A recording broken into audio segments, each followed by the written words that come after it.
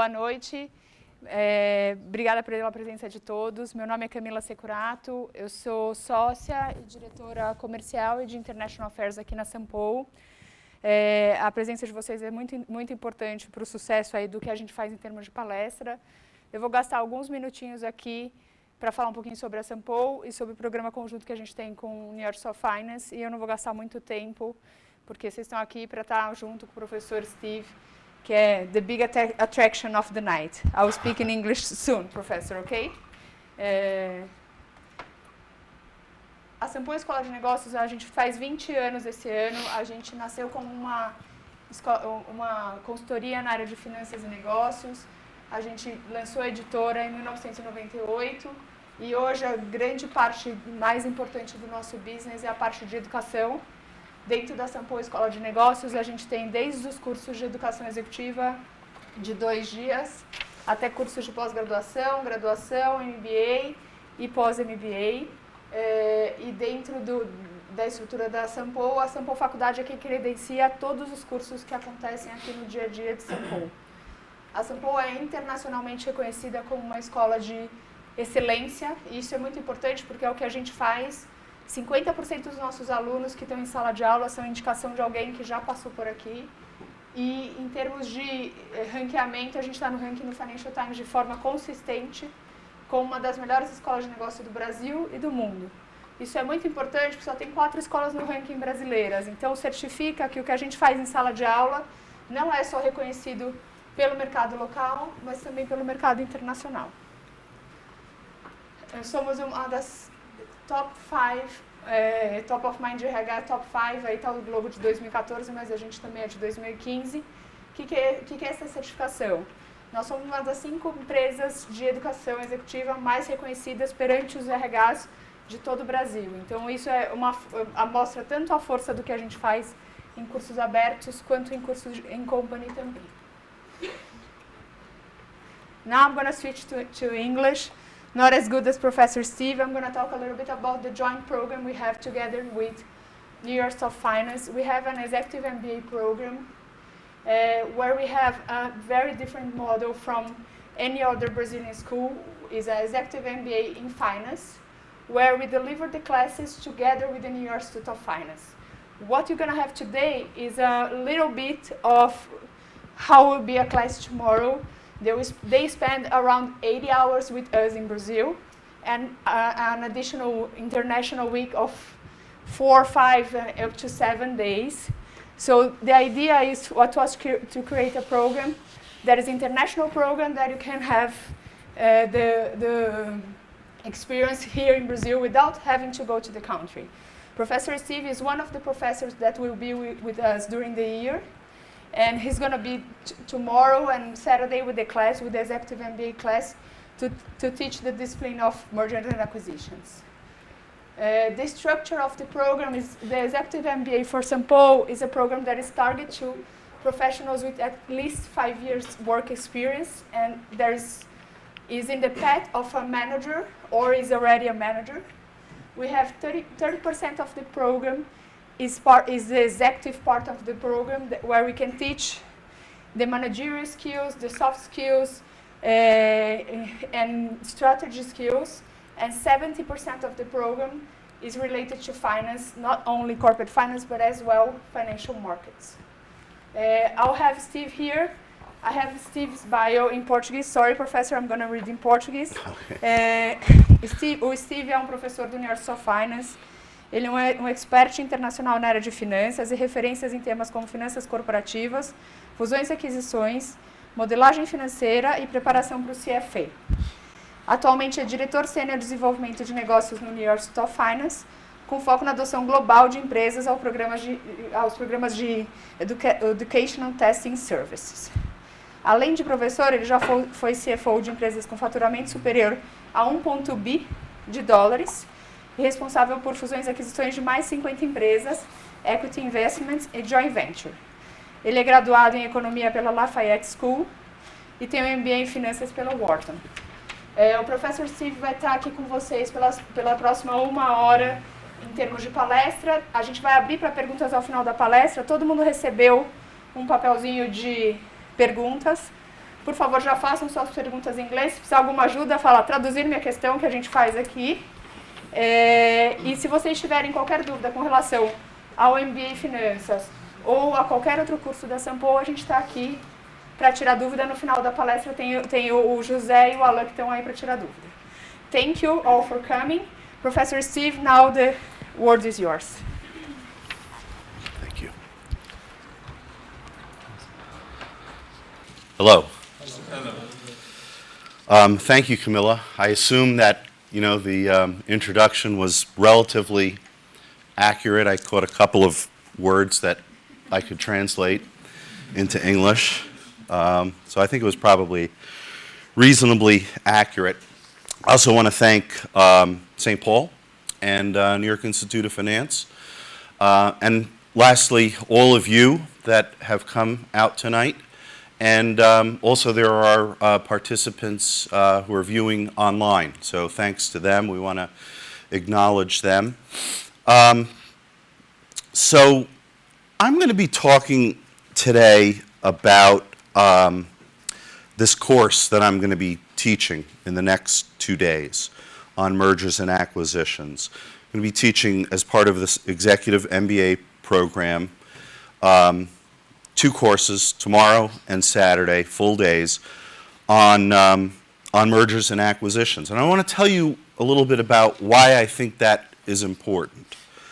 And some of you may be thinking about taking it in the future. Some of you maybe are sitting on the fence. But I'll tell you why I think it really is very important for your career. It really can be boiled down into about 3 main points or 3 arguments. The first is that the volume of mergers and acquisition activity is going up. And it's been going up for a long time, both in dollar volume and in unit volume. And though we see some cyclicality with the business cycle, ups and downs, the long-term secular trend is up. And it's likely to continue to go up. So mergers and acquisitions are an important corporate strategy. The second reason is that there are armies of specialists that work on mergers and acquisitions. Lawyers, investment bankers, tax accountants, other specialists. And there is a need for a person, people, who can coordinate all of the experts. They can be very expensive.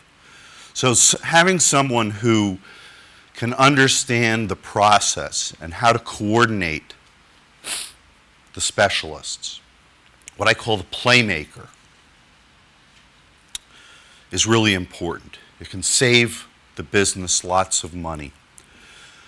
And there are other reasons why this position is really important. I can't teach you in 2 days all of the tax laws that will make you an expert tax attorney in mergers and acquisitions. It's just simply not possible. But in 2 days, I can teach you enough of the fundamentals to make you a very good playmaker, a coordinator of the experts, the person that works for the CEO who's looking to do the acquisition, the person who's working for the private equity firm that's looking to do a deal. Even an investment banker who wants to be effective will need to coordinate the resources of all of the experts that are being used in a merger and acquisition deal. So essentially it starts off with the fact that, or the contention that we live in a very complex world. Why is it complex? Well, one of the reasons is that technology is constantly changing. On the front page of The Economist magazine this week, there's a picture of Mark Zuckerberg as Nero. And I think it was Nero. And it's talking about all of the changes that have happened and will continue to happen in companies like Facebook and Google and others. And technology and the business models that evolve out of the growing technology, the changing technology, make our worlds very complex. What else? Governments are constantly adding to the regulatory requirements of businesses. It seems like every week, at least every couple of days, you read about some new set of requirements that government puts in place that businesses have to follow. That makes things complicated. This is just a cartoon of, in the United States, and I'm sorry, my talk tonight is sort of from an American perspective. I'm American, and that's my perspective. But this is a cartoon of a recent piece of legislation that had a drastic effect on health care in the United States. It's called Obamacare, or the Affordable Care Act.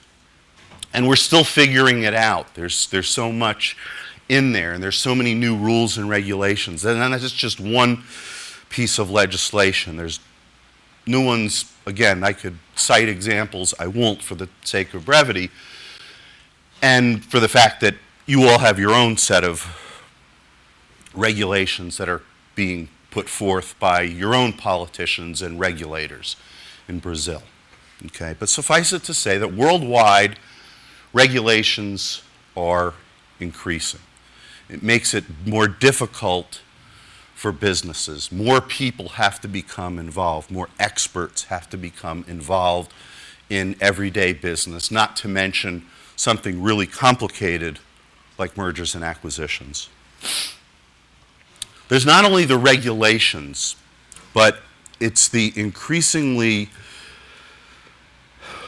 I'll say, unusual way that regulations are being applied and interpreted. So again, from a U.S. perspective, this is a picture of the United States Secretary of Treasury, Jack Lew, and this article is Corporate Tax Ambush, and this deals directly with mergers and acquisitions from a United States point of view. A pretty common motivation in the United States to acquire recently has been known as the corporate inversion, the tax inversion. You're nodding your head. You may be aware of what this is. But basically, the United States company, because it has a very high tax rate, is buying a company that is located in a low tax jurisdiction. And a lot of them have been pharmaceutical companies buying Irish pharmaceutical companies, and they benefit from that lower tax rate. Now, you can say that's wrong, you can say it's right. It's not the purpose of today's talk to talk about whether it's good or bad, but it is something that has been legal under the tax laws. And last week, this article came out that Jack Lew was going to prevent those tax inversion deals from happening, and a very big deal with Pfizer and Allergen came to a halt because of that pronouncement from Jack Lew. So another reason why things are becoming more complex, related to business and specifically related to mergers and acquisitions. And then finally, the world is flat, right? There's increasing globalization in everything we do, Resources come from the most efficient provider of resources. It's just a matter of fact. We may not always like it, but it is happening. And increasingly, corporations look to put their businesses on a worldwide stage. They're not looking just to be a Brazilian company. They're not looking just to be an American company. They're looking to establish their businesses worldwide.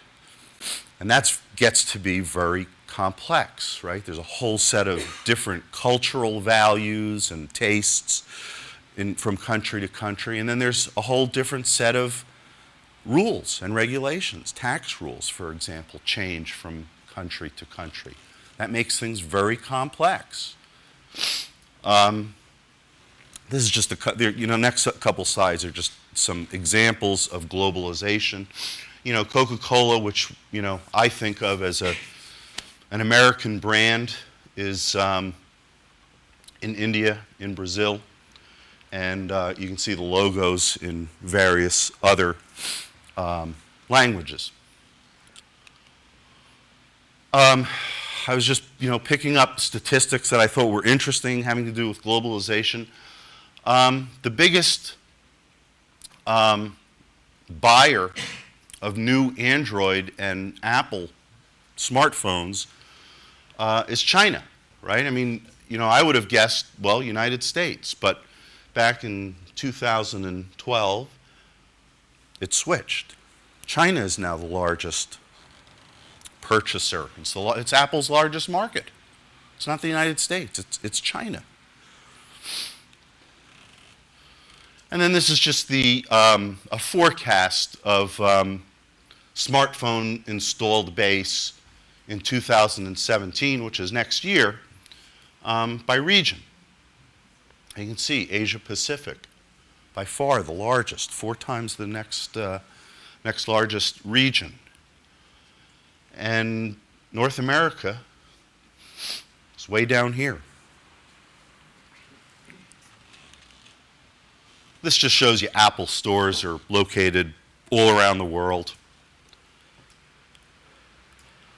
Again, the concept of globalization leading to complexity. I took, some snapshots of iconic American companies to show you what percentage of sales were in non-US regions, right? For Hewlett-Packard, 64% of their most recent fiscal year, 64% of sales were from non-US. IBM, think of that as a typical American big multinational firm, 63. And this is Oracle. Oracle is 55%. And it's not just technology firms. It's all firms. It's Coca-Cola. So what I was referring to in my opening statement is the volume of mergers and acquisitions. You can see the dollar value from 1995 through last year. And whoops, I thought I was going to have a line here. If you draw, a line of best fit, you'll see that the secular trend is up. It's going to continue to grow. There are more and more participants that are looking to do acquisitions all over the world. So, although there are cycles here, which really acquisitions tend to rise and fall with the general business cycle and the mood of business leaders in terms of their optimism about the future and interest rates, things like that. There may be some cycles in here, but long term, the trend is up. Right. This next slide just shows you a smaller time frame. Excuse me. 2011, 2016, and basically what it shows you is that It's not just the dollar volume of deals, but it's the number of deals. The units are also increasing, right? So we have more and more deals, more and more complexity. One of the great books about mergers and acquisitions is this book here. I would encourage you to get it. It's, you know, a big, thick Bible about everything related to mergers and acquisitions. And it's a very, very good reference book. You wouldn't read it front page to back page, but if you wanted to know something, you know, esoteric, you'd pick up that book, and I guarantee it would be in there. The first paragraph in there, in the book, is replicated there. The purchase or sale of a business is one of the most complex transactions a person or a firm can undertake. It has proved to be the make or break decision for leaders of many, many major corporations. So high risk type of transaction, going up in volume. The environment is getting more complex. This shows you a couple of recent studies, academic studies, that describe the failure rates, the estimated failure rates of acquisitions. And to describe an acquisition as a failure is a relatively subjective thing, right? I mean, some people would defend an acquisition as being not a failure, a success. Others might say it's a failure. But the papers describe their rationale and their criteria for what's a success and what's a failure. But you can see that they're very high rates, right? This one from University of Manchester says 56%. McKinsey, the consulting company, says 66 to 75%. And this one, which I assigned as a reading for tomorrow's class, from Harvard, Clayton Christensen is the author, with a couple of other people. They're suggesting 79 to 90% of acquisitions are failures. Am I painting a picture that is sort of, that's depressing, right? This slide and the next slide shows the happy faces during an announcement of one of the largest media mergers in history.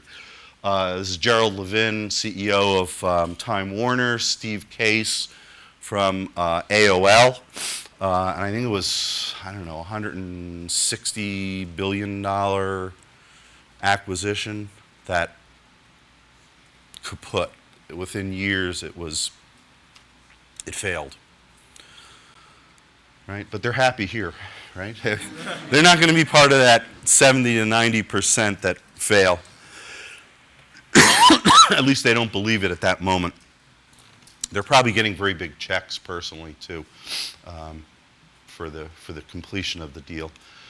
Here's another one that, this is, you can give a lot of these pictures. I don't know what their names are, but the CEO of Daimler and the CEO of Chrysler, several years ago, they also merged. It was a very big merger, and it went kaput. It failed. There was a lot of cultural issues that caused that failure. Pretty complicated. But they're smiling here. They think it's going to work. They think it's going to be a success. And in fact, it was not a success. So why do M&A deals fail? This is something that we cover in our class. Tomorrow and the next day, we're going to be covering this. So, and this was, one study from a firm called Investopedia. It's like a Wikipedia for investments. They're saying not enough involvement from top management, unrealistic or inaccurate valuation models, cultural incompatibility, poor or costly integration, negotiation errors, changes in the business environment, errors in build versus buy decision making, and fear of walking away or disengaging. So there's a whole section that we're going to be covering tomorrow and Friday about best practices, right?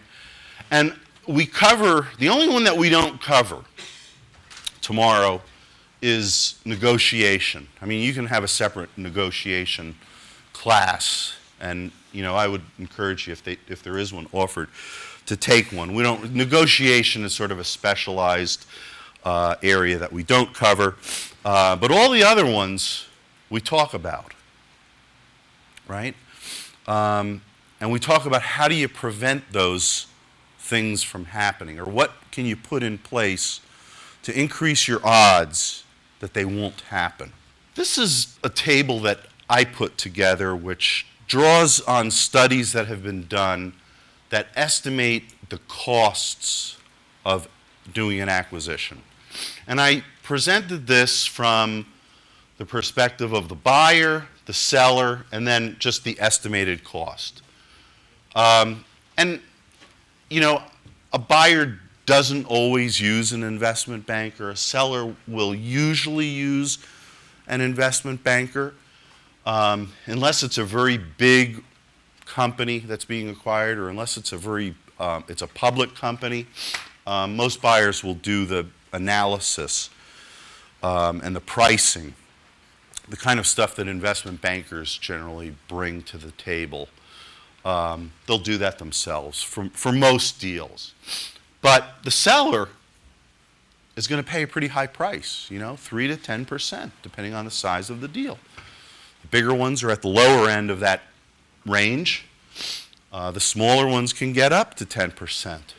I'm working with several companies now where the bankers want to charge 10%. There's outside attorneys, right? No matter what, both sides, both buyer and seller, are going to use attorneys, right? They're going to use attorneys for drafting of the agreement, for negotiating some of the technical terms in the agreement, for doing due diligence. If there's a problem like with a class action lawsuit from employees, you've got to get attorneys to render an opinion and advise you on how to navigate that potential problem. If there are environmental problems with the company that's being acquired, you need environmental attorneys that are going to advise you. It can get very, very expensive. This is sort of a hidden cost, but the managers within the buying company and the managers of the selling company, because they're involved in this transaction, are going to neglect the work that they have to do of running their own businesses, right? There's not always a specialized group of people that do nothing but acquisitions. There are managers who are involved, and they're pulled away from their day-to-day business, running the business, selling stuff, managing production. And that's expensive. It's really hard to quantify. And then integration, there was a study. Integration basically means bringing certain systems and processes together between the buyer and the seller, right? We do an acquisition because we're going to merge certain operations. We don't necessarily need two MIS departments or two computer systems, two accounting systems. Employees sometimes have to be paid stay bonuses, or severance has to be paid out. There was an estimate of a study that said integration runs, approximately 14% of the value of a deal. And then last but not least, there's taxes, right? I mean, the seller, if the seller has a gain on what is being sold, there's going to be income taxes, right? It's either capital gains taxes or ordinary income tax. The seller, the buyer may also have to pay certain taxes. There may be transfer taxes. Certain countries charge that. Generally, it's less of an issue than for the seller, but sometimes those taxes are essentially shared within the price of the deal. So it's a real cost. So very rough numbers. I took, a moderate-sized deal, $300 million translated into 1 billion real. It's a sizable deal. It's not a huge deal by any stretch of the imagination, but it's pretty big. Using those rough numbers there, I would calculate for buyer and seller, their costs are probably going to be, in the range of $40 million, conservatively. Could go much higher. You think there's opportunities to save money in those costs? I think there is. And I think that you all, through the skills that we're teaching in this executive MBA class in mergers and acquisitions, can get a lot of those skills. As I said, I can't teach you all the tax laws of the United States or of Brazil or any other country. But in 2 days, you can learn the fundamentals of managing the process. And there are very big dollars at play here.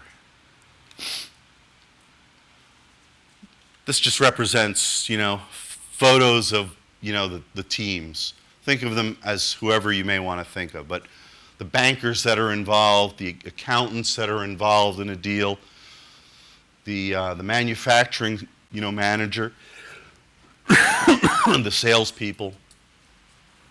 There's tons and tons, armies and armies of people that are devoting time to working on deals. And you can get the skills to manage those efforts in a little bit of a more efficient way and really make a difference on the cost and the success, the effectiveness of the deal. Does anybody know who that is? That's right, I was going to say. Who's he married to? He's married to a Brazilian model, Gisele Bündchen. This is Tom Brady. So Tom Brady's one of the great quarterbacks in American football. Quarterbacks are the team members who direct the offense. They're passing the ball, they're handing off the ball, they're coordinating the offense. This is the role that we can train you to play, right? You're not going to be Tom Brady, but you're going to play the role of the quarterback for an acquisition. Anybody know who that is? Magic Johnson. So in basketball, the playmaker is called the point guard. Magic Johnson was one of the great point guards, right? He brought the ball up the court and passed it to the open man or took the shot himself. Okay, now I'm really hesitant to show the next slide because it's a soccer player, but it's not a Brazilian soccer player. So I want to ask if there's any rotten tomatoes that are going to be thrown at me. Who's that? All right. Now, I watch the World Cup, and I think it's a great tournament. But otherwise, I'm not that knowledgeable about soccer. I watch it passively until the World Cup comes on. Then I kind of pay attention. But you have to admit, he's a great playmaker, right? And I just thought in case people were starting to throw tomatoes at me, I thought I would put up some Brazilian players really quickly. So who are these guys? I knew when I put them up, but who's that? Huh? Okay, who's that?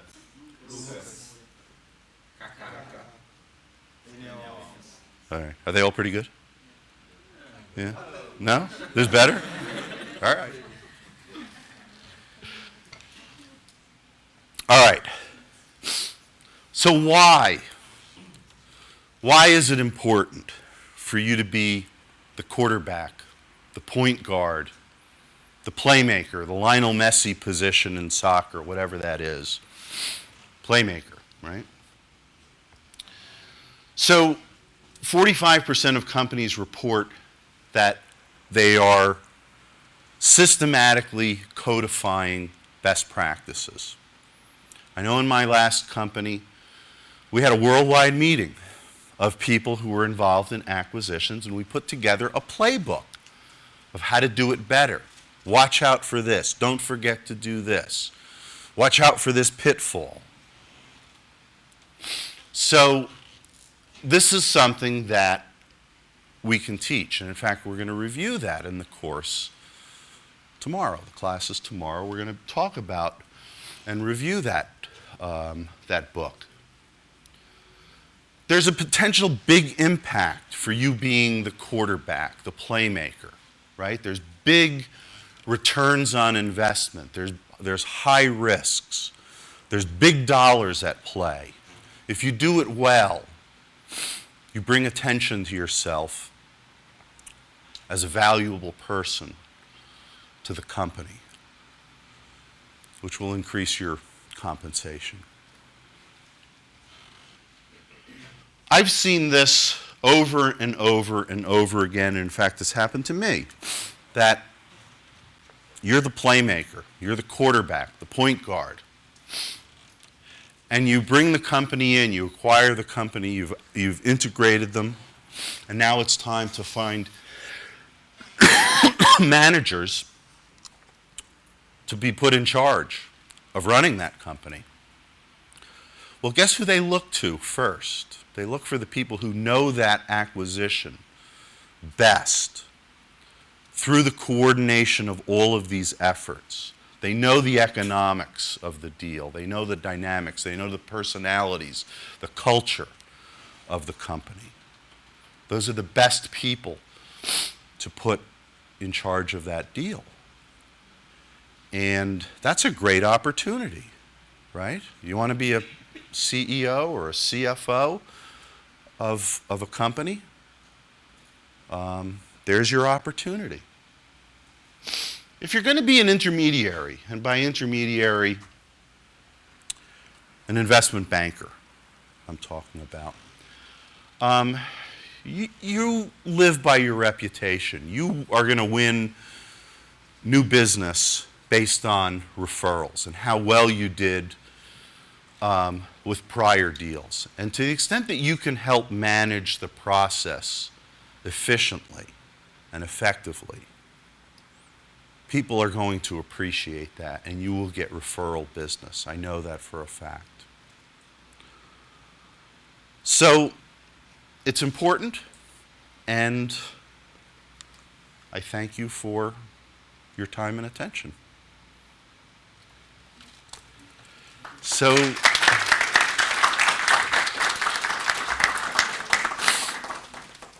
we covered things at a very top level. It was meant to be very general. So I want to give an opportunity for anyone that might have a more detailed question or any kind of question about what we talked about or what I talked about so far today. Yes? I have one question, but I don't think it's very specific. That's okay. Here in Brazil, when Dilma seems to let off, the stock market goes up. Yeah. When she seems to stay longer, it goes down. How the American stock market is reacting about the American presidential this year?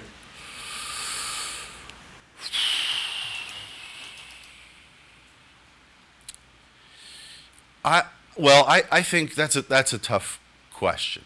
That's a really tough question, and it's not easy to answer. I think that the market, first of all, the market in the United States has been going up. It's been pretty healthy. There was a bit of a dip and a correction earlier in the year, and I'm not a stock market expert or an investment expert, but I'll give you my opinion anyway. So the stock market has performed relatively well in the United States over the last couple of years, and I think a lot of it was because of all of the quantitative easing at first, the money that was put in by the Federal Reserve, our central bank. And then the other policy has been very, very low interest rates, right? So there's a lot of money that's looking for higher rates. And low interest rates is always good for the stock market, for mergers and acquisition activity. It's easier to borrow. It drives prices higher.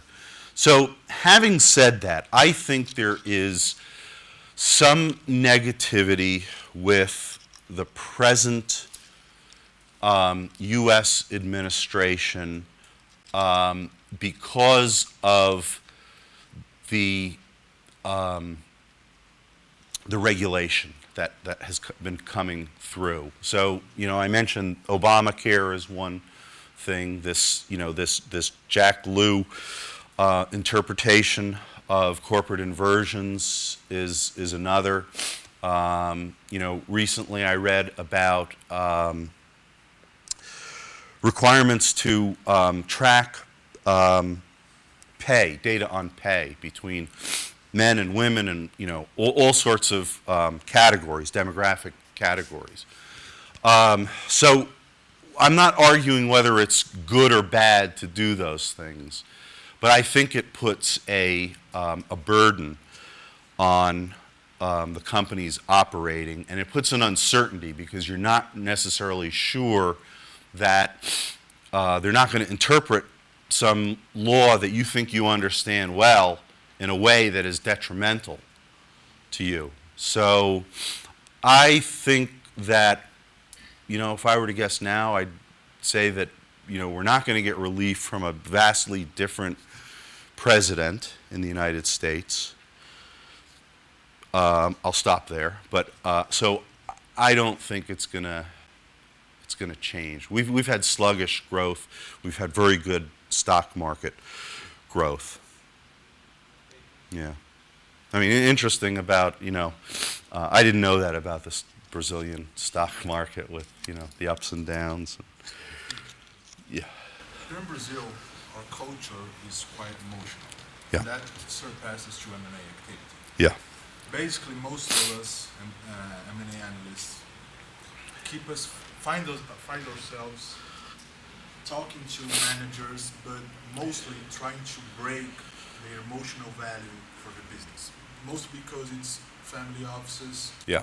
And, here in Brazil, it's the middle market who run basically most of the economy. Yeah. I'd like you to draw the line between what we could do, which strategy we could do to surpass this emotional value that most of the managers have for their own businesses. So that's a really good question. And in fact, this is my third time visiting Sao Paulo. The first two times, we were working for a company where we were looking to buy a Brazilian family-owned company. And in fact, I just went walking around today, I saw that they're still in business, and I saw one of their stores. That was a very hard thing to do. It was family-owned. It was middle size, as you've described it.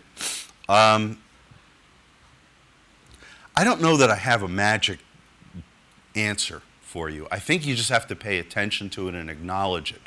When we went there, and we were looking to buy this Brazilian family-owned company, we had a CEO who was very, very good at,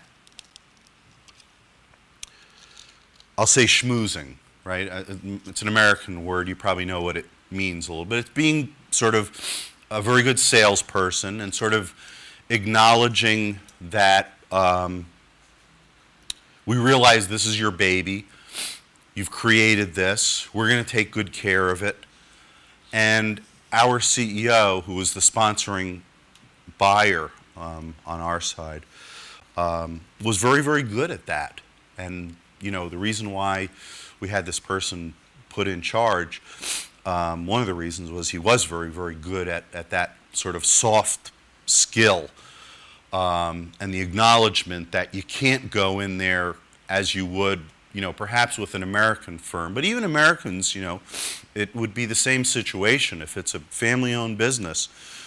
You know, it's very emotional for the seller. So I don't know what the answer is. I'll tell you at the end of many, many weeks,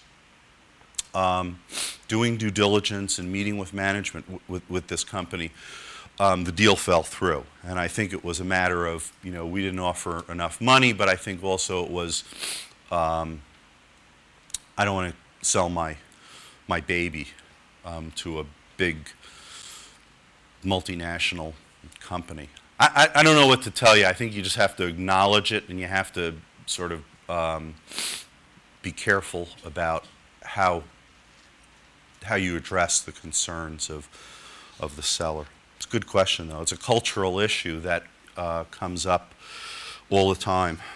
A lot of why mergers fail are cultural issues. And in fact, you know, one of the things we talk about in the class tomorrow is, you know, one company I used to work for, they would keep the management of the seller around for a long time.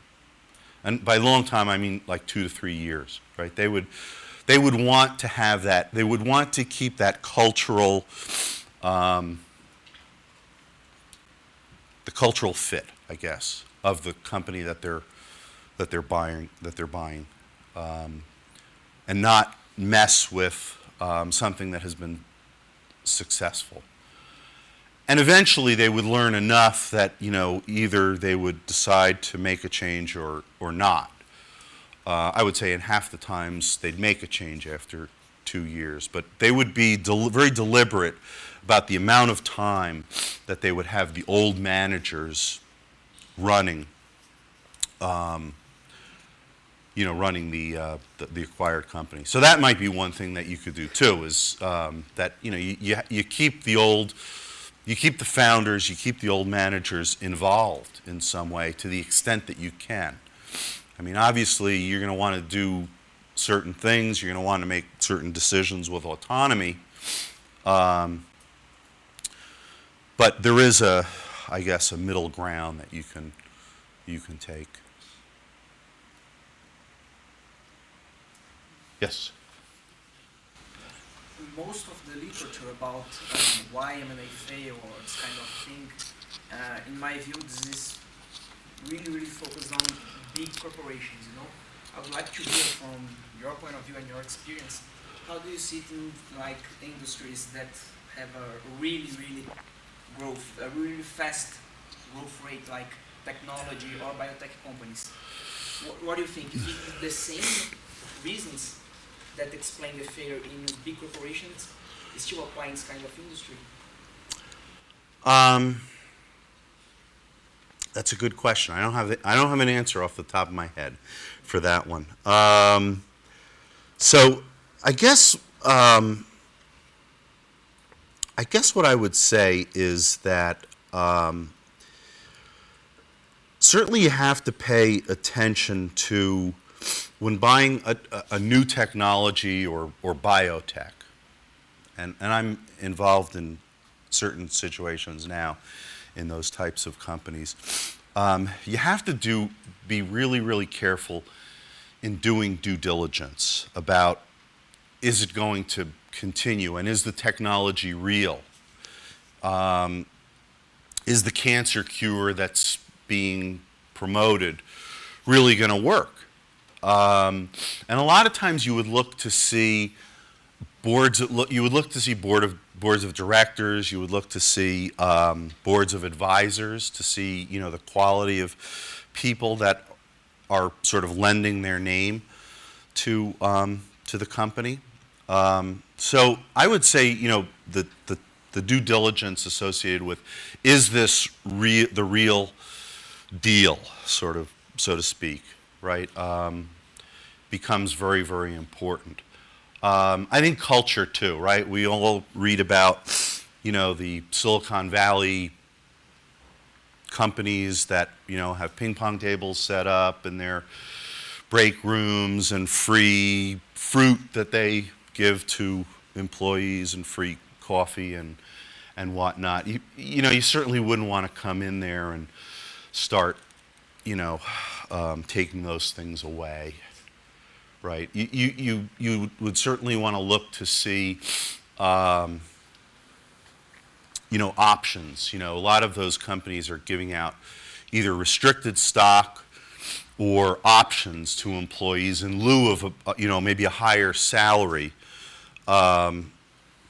because, you know, they have an expectation that, you know, it's going to pay off at some point in time. You'd probably want to look at some of the compensation issues a little bit more carefully than, you know, with a big corporation that, you know, is maybe in a slower growth industry. So I would point to those couple of things and say they're maybe a little bit relatively more important than some of the other ones.